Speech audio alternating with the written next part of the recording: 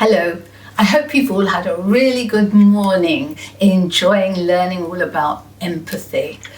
I'm Jacqueline Wilson. I've written over 100 books now, and I think authors really have quite a lot of empathy skills, because when you think about it, if you write a book, you've got your characters, you've got to know exactly what they're feeling, why they behave the way they do.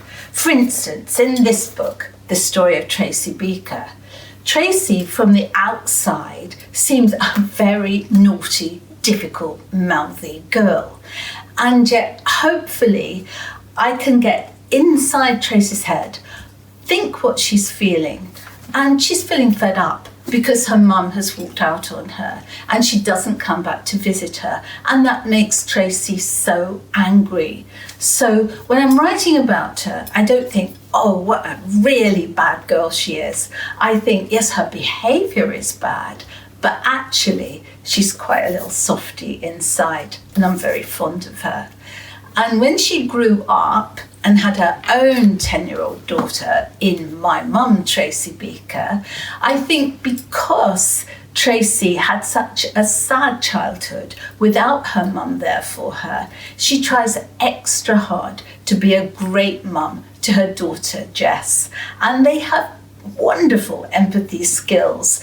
Tracy knows exactly what Jess is thinking, and Jess, because she's a really bright girl, she has a pretty good idea what her mum's thinking too, and it helps them be extra close to each other. I have to try extra hard when I'm writing about Victorian girls, like in this book, The Runaway Girls, with Lucy here and Kitty there, because Victorian children, although their feelings inside were probably exactly the same as ours, they expressed themselves differently. Their world was entirely different. Lucy, this girl, is very rich. Kitty, this girl, is very poor. So it's a bit of a struggle for them to understand each other, but they listen hard to each other. They try hard, and they become the absolute best of friends. So my empathy skills are honed for my fictional world, but like everybody else, I struggle sometimes to understand people, to think about what they really mean. But I'm trying harder.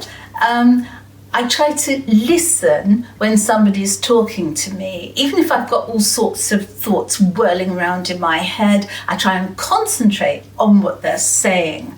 And I have a terrible habit of daydreaming. In fact, my nickname when I was at school was Jackie Daydream. But when somebody's talking to me, I try and control those daydreams because I have to concentrate.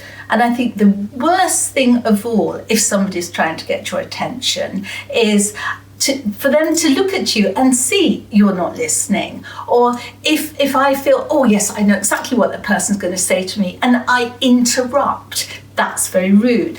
I think the rudest thing of all you can do to somebody, though, is whip out your phone and actually start scrolling down when they're talking.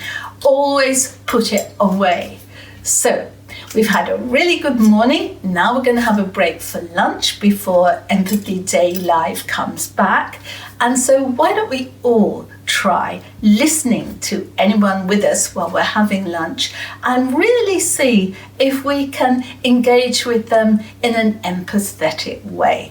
That would be really cool, wouldn't it? Enjoy your lunch and enjoy the rest of your afternoon.